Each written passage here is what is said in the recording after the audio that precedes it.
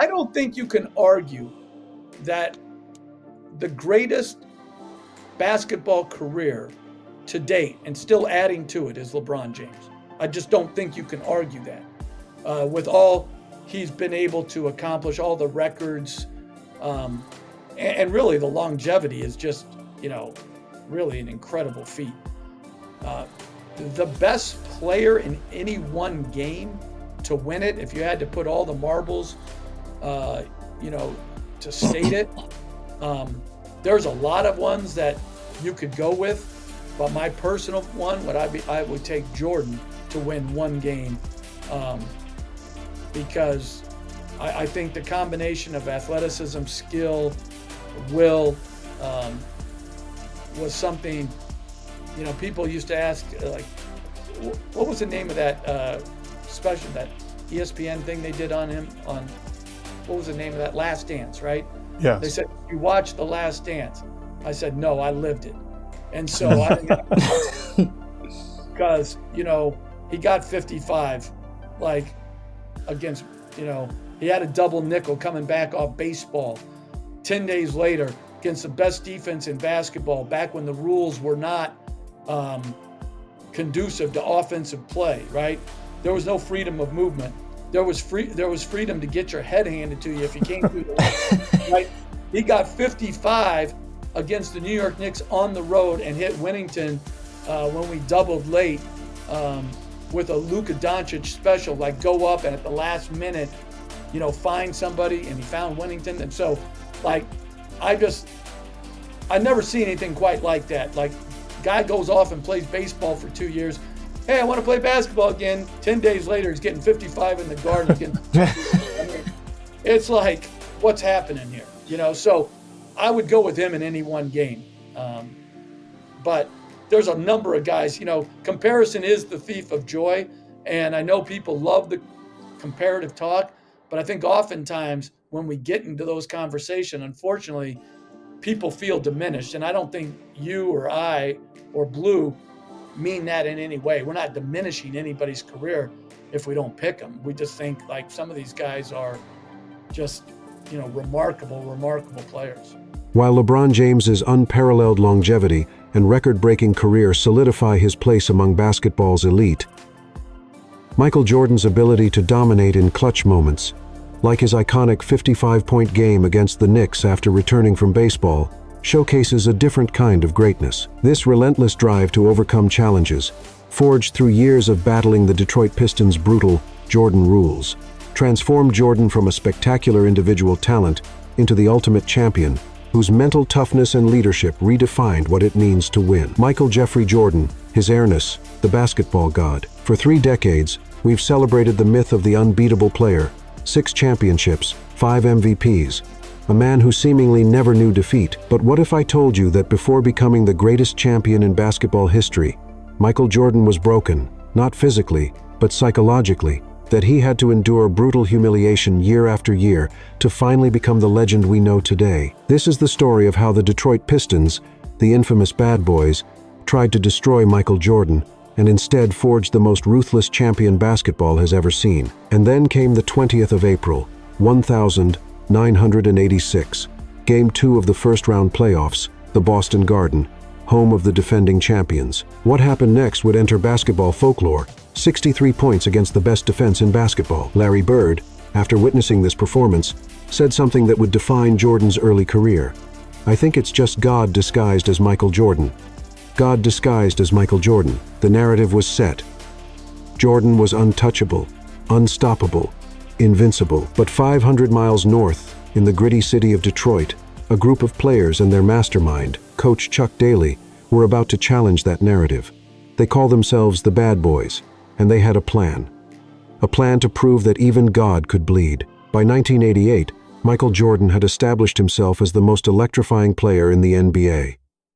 But there was one team that refused to bow down to his individual brilliance. The Detroit Pistons, led by the tactical genius Chuck Daly, had been studying Jordan's game with the intensity of military strategists preparing for war. What they developed would become known as the Jordan Rules, a defensive philosophy so brutal and effective that it would push the greatest player of all time to his psychological breaking point. The concept was deceptively simple but devastatingly effective. First, force Jordan to his left hand at all costs. Every screen, every defensive rotation, every help defender had one primary objective: eliminate Jordan's dominant right hand and make him uncomfortable. Second, whenever Jordan touched the ball in the paint, immediately send a second defender. No clean looks, no easy baskets, no matter what. Third, and perhaps most importantly, make every trip to the basket a painful experience. This wasn't just about stopping Jordan from scoring. It was about breaking his will.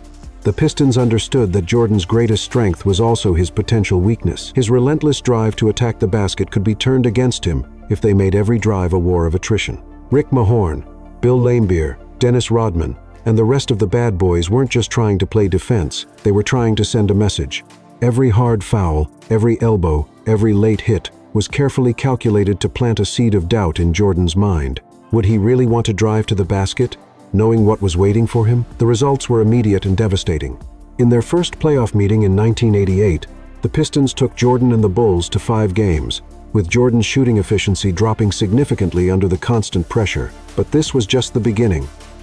In 1989, the Eastern Conference Finals became a nightmare for Jordan. Despite averaging over 29 points per game, his field goal percentage plummeted as the Pistons' suffocating defense took its toll. The Bulls lost in 6 games. But more importantly, cracks were beginning to show in Jordan's psychological armor. By 1990, the crisis reached its peak. The Eastern Conference Finals that year would become the defining moment of Jordan's early career, not for what he accomplished, but for how completely he was neutralized. Game after game, the Pistons implemented their Jordan rules with surgical precision. Double teams came from unexpected angles. Hard fouls arrived milliseconds after every drive. The constant physical punishment began to wear down, not just Jordan's body, but his confidence. His shooting percentage in that series dropped to career low levels, and for the first time in his professional career, Michael Jordan looked human. Perhaps even more damaging than the physical beating was the psychological warfare. Isaiah Thomas and the Pistons had gotten inside Jordan's head. They celebrated every missed shot, taunted him after every turnover, and made it clear that his individual brilliance meant nothing if he couldn't elevate his teammates. The series ended with a Bulls season over once again, and Jordan walking off the court with a look of complete dejection. This wasn't just another playoff loss. This was a complete systematic dismantling of everything Jordan thought he knew about basketball. After the 1990 defeat, Jordan retreated from the spotlight in a way that was completely uncharacteristic. The player who had always been supremely confident began to question everything about his game and his approach to basketball. He spoke privately about feeling trapped by the Pistons' defense, about the frustration of knowing exactly what they were going to do, but being powerless to stop it. For the first time in his career, Michael Jordan was facing the possibility that individual greatness might not be enough. The bad boys had succeeded where no other team had. They had broken the spirit of the man many considered unbreakable. The summer of 1990 marked the darkest period of Michael Jordan's career, but also became the catalyst for the most dramatic transformation in basketball history. Broken by 3 consecutive playoff defeats to the Pistons, Jordan faced a crossroads that would define not just his legacy, but his very identity as a player. The man who had always relied on his individual brilliance was forced to confront an uncomfortable truth. Being the best player in the world wasn't enough if he couldn't make his teammates better. What followed was a complete reconstruction of Michael Jordan, both physically and mentally. Jordan returned to Chicago that summer with a new obsession: strength training. Working with trainer Tim Grover, he added nearly 15 pounds of muscle to his frame, transforming from a lean, athletic slasher into a more powerful, imposing presence. But the physical transformation was only part of the equation. The real change was happening in Jordan's mind. For years, he had resisted Phil Jackson's triangle offense, viewing it as a system that would diminish his individual impact. The triangle required patience, ball movement, and trust in teammates. Qualities that didn't come naturally to someone who had succeeded by taking over games single-handedly. But the Pistons had taught him that even the most talented individual could be neutralized by the right team strategy. If he wanted to beat Detroit, he needed to become something more than just Michael Jordan. He needed to become a leader who could elevate an entire team. The 1990 to 1000 1991 season became Jordan's laboratory for this new approach. Instead of forcing shots against double teams, he began finding the open man. Instead of trying to score every crucial basket himself, he started trusting Scottie Pippen, Horace Grant, and his supporting cast to make plays. The statistics told the story of his evolution. His assist numbers jumped significantly, while his scoring remained elite. But more importantly, the Bulls began winning games in ways they never had before. The transformation wasn't just tactical, it was philosophical. Jordan began to understand that the Pistons' Jordan rules worked because they isolated him from his teammates. By making basketball a one-on-one battle between Jordan and Detroit's defense, they had eliminated the other four Bulls players from the equation. Jordan's new approach flipped this script entirely. When double teams came, he welcomed them, knowing that somewhere on the court, a teammate would have a clean look. When the Pistons tried to make the game physical, Jordan used his new strength and improved post-game to punish them in ways they hadn't expected. The regular season success was impressive, but everyone knew the real test would come in the playoffs. When the Bulls and Pistons met again in the 1991 Eastern Conference Finals, it was clear that something fundamental had changed. The same Jordan rules that had stifled Jordan for 3 straight years suddenly seemed outdated and ineffective. Jordan's improved strength allowed him to power through contact that had previously knocked him off balance. His enhanced court vision meant that double teams now became opportunities rather than obstacles. Most importantly, his teammates had developed the confidence and skill to capitalize on the advantages his presence created. Game after game, the Bulls systematically dismantled the Pistons' defensive philosophy. What had once been Detroit's greatest weapon became their weakness, as Jordan turned their aggression against them. The series culminated in a complete 4-game sweep of the defending champions. But the most telling moment came not during the games themselves, but in their aftermath. As the final seconds ticked away in Game 4 with the Bulls' victory assured, several key Pistons players, including Isaiah Thomas, walked off the court without acknowledging the Bulls or congratulating them on their victory. It was a moment of poor sportsmanship that would define the end of the Bad Boys era. But more importantly, it symbolized the completion of Jordan's transformation. The man who had been broken and humiliated by these same players 3 years earlier was now standing victorious, having beaten them not through individual heroics, but through the kind of complete team basketball that the Pistons themselves had shown him was necessary for championship success.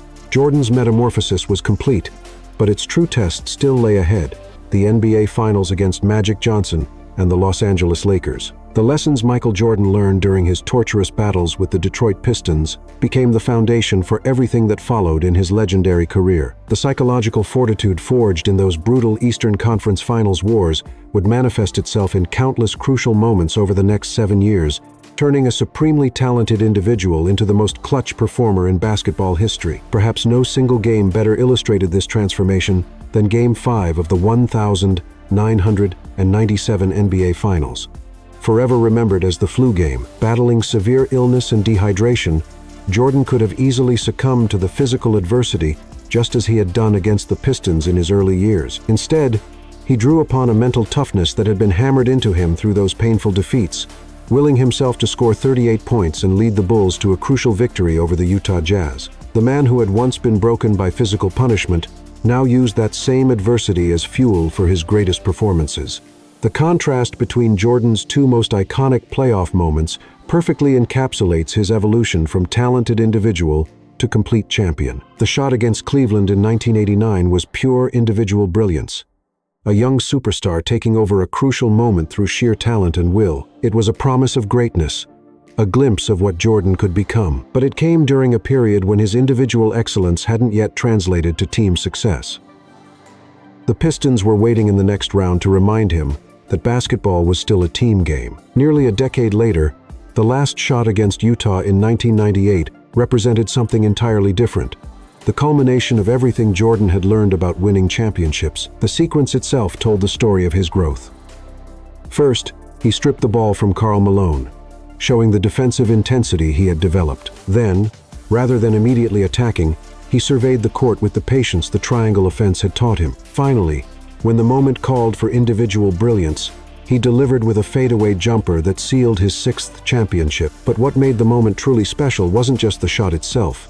It was a complete basketball IQ and leadership that Jordan had developed through years of learning how to make his teammates better. The transformation from 1,000 989 to 1,998 wasn't just about Jordan becoming a better shooter or defender. It was about him learning to harness his individual greatness in service of team success. The Bulls' 6 championships weren't won despite Jordan's dominance, but because of how he learned to channel that dominance into championship basketball. However, this evolution came with a cost that wouldn't be fully understood until years later.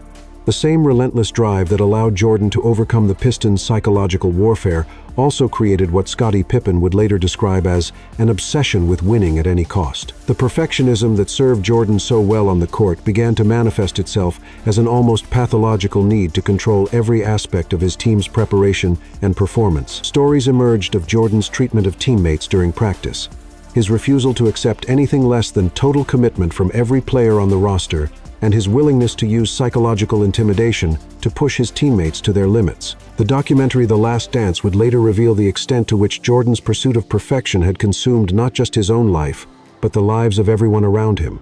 The man who had learned to trust his teammates had also learned to demand their absolute best, often through methods that mirrored the psychological pressure the Pistons had once applied to him. In many ways, Jordan had internalized the lessons of his tormentors, becoming his own version of the bad boy's mental warfare, but directed at his own team in pursuit of championship excellence. This duality, the inspiring leader who elevated his teammates and the demanding perfectionist who sometimes broke them, became the defining characteristic of Jordan's championship years. The same intensity that allowed him to overcome 3 straight defeats to Detroit also drove him to push teammates like Will Perdue and Scott Burrell to tears during practice sessions. The psychological fortitude that made him clutch in crucial moments also made him unforgiving of teammates who couldn't match his level of commitment and performance. Yet for all the criticism of his methods, the results spoke for themselves. The Chicago Bulls of the 1992nd became the most dominant dynasty in modern basketball history, winning 6 championships in 8 years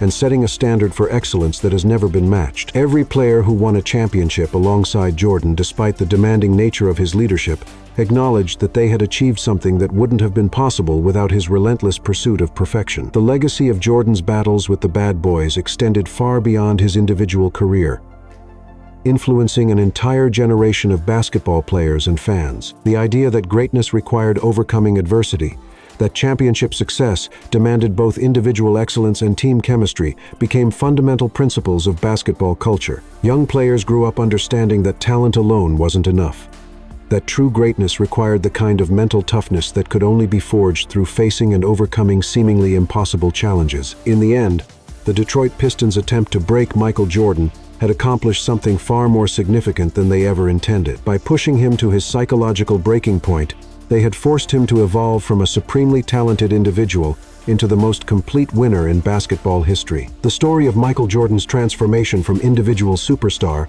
to championship legend is ultimately not a tale of natural greatness, but of manufactured resilience. When we celebrate Jordan's 6 championships, his 5 MVP awards, and his countless clutch performances, we are really celebrating the end result of a brutal education administered by the Detroit Pistons between 1988 and 1991. Without those 3 devastating playoff defeats, without the humiliation of being systematically neutralized by the Jordan rules, without the psychological breaking point that forced him to completely reimagine his approach to basketball, Michael Jordan might have remained nothing more than a supremely talented scorer who never learned how to win at the highest level. The bad boys didn't just beat Jordan, they created him.